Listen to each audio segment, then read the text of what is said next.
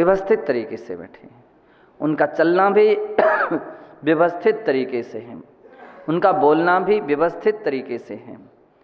अब देखो उसका प्रभाव, वो भी मुनि हैं और ये भी मुनि हैं, इनके भी दीक्षा संस्कार हुए, उनके भी दीक्षा संस्कार हुए, लेकिन अपने अपने व्यक्तित्व का प्रभाव आम लोगों पर अलग अलग पड़ रहा है। जो व्यवस्थित है, उठना बैठना चलना आहार करना पढ़ना बोलना व्यवस्थित तरीके से है, उसका जो प्रभाव है बहुत जल्दी पड़ता है और बहुत अच्छा प्रभाव पड़ता है। और जिनके व्यवस्था नहीं है, कितने गुण संपन्न हो जाएं, खूब उपास भी कर लें, लेकिन हैं कैसे, चंचल प्रकृति के, तो उपास भी उसकी चंचलता को सम्मान नहीं दिला पाता है। यानी जो सम्मान मिलना चाहिए था उपास जैसी साधना में, तो भी उसकी चंचलता ने क्या कर दिया, गिरा दिया, उसको सम्मान गिरा दिया। कोई कितना भी अध्ययनशील क्यों ना हो, कितना भी प्रभावक प्रवचनकार भी क्यों ना हो, अगर चंचल प्रकृति वाला है, चंचल प्रकृति वाला है, तो बतला रहे हैं उसकी प्रतिष्ठा सभा में नहीं बन सकती है, उसकी प्रतिष्ठा सभा में नहीं बन सकती है। सभा में उसी व्यक्ति की प्रतिष्ठा होती है जो गंभीर और मर्यादित होता है। तो इसलिए आचार्य महाराज यहाँ कहना चाहते हैं कि वे साधु धन्य हैं। अपने यहाँ एक भजन भी कुछ महिलाएं वगैरह चौके में कभी कभी बोलते हैं। कल परसों मेरा हार हुआ था और वो भजन चल रहा था, मैं तो उन्हीं संतों का दास जिन्होंने मन जीत लिया, ऐसा कुछ भजन बोल रहे थे, जिन्होंने मन जीत लिया। मैं उन संतों का दास हूँ, है ना। किस संतों के दास हैं? जिसने मन को जीत लिया है, जो व्यवस्थित हो गए हैं। मन का तात्पर्य, मन को जीता है तो उसने वचन को भी जीता है और काय को भी जीता है। यहाँ से अपन को ध्यान रखना चाहिए, काय अकेले को जीतने से कोई आवश्यकता नहीं कि कोई व्यक्ति स्थिर रहे तो उसके वचन भी स्थिर रहेंगे कि नहीं लेकिन जिसके वचन स्थिर हैं तो उसका काय स्थिर रहेगा, बिल्कुल व्यवस्थित रहेगा, वचन में स्थिरता आ गई है। इसी प्रकार से जिसकी मन की स्थिरता आ गई है, मन की स्थिरता तभी संभव है जबकि काय और वचन स्थिर हो गए हों। काय वांग मनः कर्म योगः, एक क्रम था। आश्रव जो होता है, सबसे अधिक चंचलता पहले शरीर से होती, फिर वचन से, फिर मन तक पहुंचती है। तो जिसने काय विषयक स्थिरता लाई है, काय योग को स्थिर कर लिया, तो वचन का कोई स्थिर नहीं, मालिफिक्स नहीं है। काय और वचन को जिसने स्थिर कर लिया तो उसका आवश्यकता नहीं कि उसका मन भी स्थिर हो गया हो, ये कोई स्थिरता का कोई नियामक हेतु नहीं है। लेकिन जिसने मन को स्थिर किया है उसका वचन और उसका काय स्थिर मिलेगा। जो मनोजयी होंगे उनको कभी हंसी मजाक करते हुए नहीं देखा जाएगा। मन को जिसने जीता है, मन पर जिसने ब्रेक लगाया है, मन पर जिसने कंट्रोल किया है, वह अनर्गल बातें करते हुए कभी नहीं देखा जा सकता है। मन विजयी है और अनर्गल बातें करते हुए देखा जा रहा है, इसका मतलब है अभी मन को जीता नहीं है। और इससे ज्ञात होता है कि अभी इसका मन स्थिर नहीं है, वचनों से महसूस हो रहा है, काय की चेष्टा से झलकता है कि इनका मन अभी स्थिर नहीं है। शारीरिक प्रकृति, शारीरिक प्रवृत्तियाँ एक उनके अंदर में झलक नहीं है, स्थिरता नहीं है। तो इसलिए आचार्य महाराज ने यहाँ पर मन की बात कही है, और मन की बात कहने का अर्थ एक वचन और काय भी उसके अंतर्गत समाविष्ट हो गए हैं। जिन्होंने मन को जीता है, मनो मरकटम उत्तम बतला रहे थे। तो ऐसा मन रूपी मरकट, मन रूपी बंदर को हम कैसे कंट्रोल करें, कैसे जीतें। मन को जीतना कोई आसान नहीं है। शरीर पर एक बार कंट्रोल किया जा सकता है। हाथी के लिए कैसे कंट्रोल किया जा सकता है? किसके द्वारा? अंकुश लगा करके उसको कंट्रोल किया जा सकता है। और अंकुश के डर से, अंकुश के भय से, क्योंकि वो नुकीला रहता है, लोहे का रहता है, चुभता है, उसको लो तकलीफ होती, पीड़ा होती है। तो इतना बड़ा विशालकाय हाथी भी केवल एक अंकुश के कारण से क्या हो जाता है? बस में हो जाता है। महावत अपने हाथ में अंकुश लेकर के चलता है। अंकुश के कारण से हाथी को बस में किए हुए हैं। घोड़े को बस में करने के लिए क्या लगी हुई है? लगाम। और लगाम लोहे की लगाम, और जो उसके मुख में डाली जाती है, तो जो हिस्सा उसका मुख में रहता है वो ऐसा वैसा नहीं रहता है, उसमें भी गड़रे रहते हैं। एकदम गोल चिकना नहीं रहता है, चौकोर रहता है। अब जब उसके मुख के जो ओंठ के साइड के हिस्से हैं वहाँ से वो कसा हुआ है, थोड़ा सा खींचा कि उसके वेग तो वैसे मेरे हिसाब से कटे ही रहते होंगे, 24 लगभग वो बंदी रहती है वो तो उसकी। और फिर इस तरफ की, इस तरफ से, उस तरफ से, उस तरफ से खींचा जाता है। तो घोड़ा जो है वो इतना सब कुछ शक्तिशाली होकर के भी, हार्स पावर, पावर जिससे माप किया जाता है, शक्ति का माप किया जाता है, वह घोड़े की भी उस लगाम के अंदर में ही, उसके कारण से उसका पावर सब बेपावर हो गया। वो सारी शक्ति उसकी समाप्त। भैंस या बैल, भैंसा, ऐसे कुछ जानवर हैं, ऊंट, जिनके नाक में क्या किया जाता है? छेद कर दिया जाता है, और उस छेद में रस्सी बांध दी जाती है। उसको क्या बोलते हैं? नकिल। अब उस रस्सी के द्वारा क्या करते हैं जो पालन करने वाले होते हैं, तो बड़े, कितना भी बैल उजड्ड हो, कैसा भी हो, बस वो रस्सी जैसी पकड़ी कि बैल जो है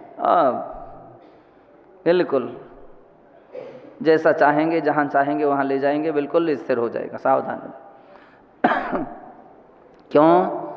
नाक का स्थान जो है नाजुक होता है, और उससे जो रस्सी खींचती हैं तो खून तक आ जाता है, कभी खून तक आ जाता है, तो तकलीफ होती है उसको। तो जैसा कहो वैसा फिर हो जाता है। एक बैल उस निकिल के कारण से, ऊंट जो है उस निकिल के कारण से, भैंसा उसके कारण से क्या हो गया? कंट्रोल में आ गया। तो आचार्य महाराज कहते हैं शरीर को कंट्रोल तो करना आसान हो गया, सब तरीके हैं। उजड्ड से उजड्ड व्यक्ति होते हैं, स्कूल के टीचर और माँ अच्छी तरह से कंट्रोल कर लेते, 2 चांटे लगाती है तो बच्चे बिल्कुल व्यवस्थित तरीके से बैठ जाते हैं। जेलर, जेल में कोई कितना भी उद्यमी हो, वहाँ जब डंडे पड़ते हैं तो सब लाइन से ही, सब लाइन से हो जाते हैं। सीधे जाइए, पूरी पंक्तिबद्ध होकर के जाइए, पूरी पंक्तिबद्ध होकर के जाएंगे। क्यों? डंडा लेकर के खड़े हैं। और फिर थोड़ी देखते हैं कि पाँव में लग रही, कि हाथ में लग रही, कि पीठ में लग रही। तो जिसको कंट्रोल होते हो इस प्रकार की पिटाई से शरीर के, तो बोले दुनिया कंट्रोल में हो जाती है। और तो बतला रहे शरीर को बस में करना ज़्यादा कठिन नहीं, आसान है भैया जी। वहीं से और दूसरा क्या है कि वचन पर भी कंट्रोल किया आसान है। वचन पर कंट्रोल करने का क्या तरीका बतलाते हैं? वचन पर कंट्रोल करने का तरीका है, क्या तरीका है? तो बतलाते हैं कि व्यक्ति के पुराने समय में मुख सिल दिए जाते थे। हाँ, सभी थोड़ी महाराज हैं कि मौन धारण कर दो, मौन का नियम दे दो, वो थोड़ी महाराज है। मुख सिल दिए जाते थे, मुख में ताले लगाए जाते थे, ऐसा ऐसे दंड दिए जाते थे कंट्रोल करने के लिए। वो तो साधु मार्ग में, जो धर्म के मार्ग में गुरुजन क्या करते हैं, उसके लिए मौन, 8 दिन का मौन, 15 दिन का मौन, महीने भर का मौन, 2 महीने का मौन, जो भी लगभग उस समय सीमा बांध दी जाती है, उतने समय का मौन। 2 प्रकार के मौन धारण करने वाले होते हैं। एक वे हैं जो स्वेच्छा से मौन की तपस्या करते हैं। विनयंदर सागर जी सुन रहे हो? अपने नियम का पालन करते हैं। कैसा पालन करते हैं? स्वेच्छा से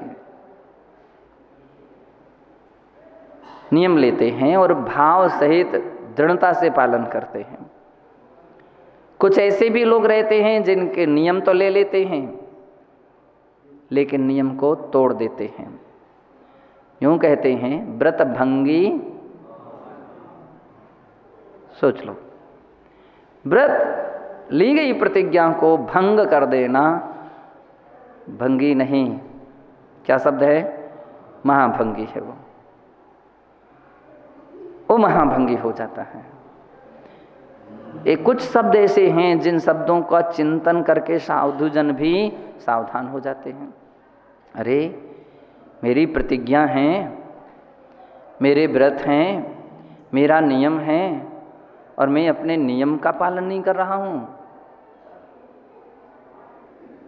तो बड़ा आश्चर्य है।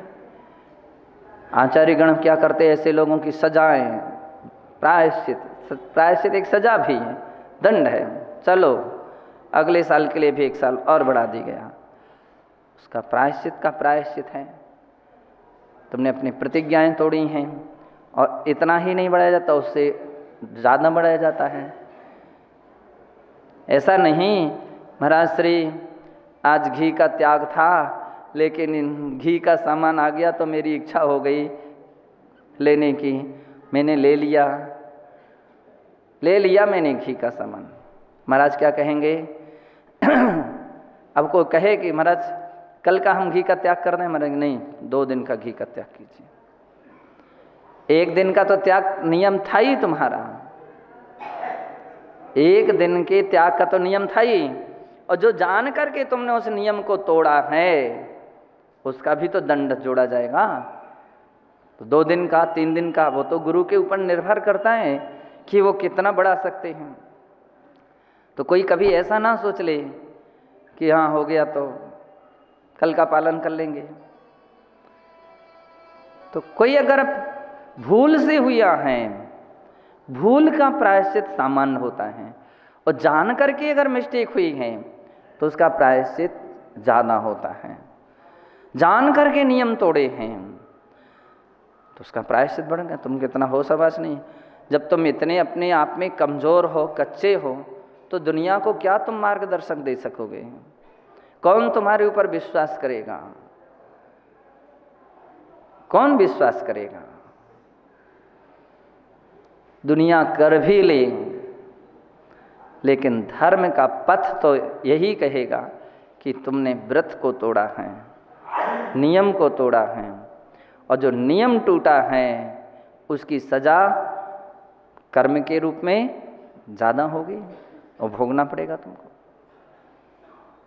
उसकी सजा को आपको भोगना पड़ेगा। बतला रहे हैं कि मौन, वचन योग को कंट्रोल करने के लिए मौन स्वेच्छा से साधक जन लेते हैं, वचन गुप्ती का पालन करते हैं। उत्कृष्ट मौन की परिचर्या जो पालन की जाती है तो उसमें कोई भी संकेत इशारे नहीं होते। जो अपनी सामायिक होती है तो प्रायः करके निर्दोष चर्या यदि सामायिक की हो रही है तो पूर्ण रूपेण वचन को स्थिर किए हुए हैं। कोई अगर उस मौके पर आ जाए, महाराज ये पुस्तक उठा लूं, दोष लग गया उनको, महाराज मैं यहाँ बैठ जाऊं, महाराज मैं जा रहा हूं, अभी थोड़ी देर के बाद चला।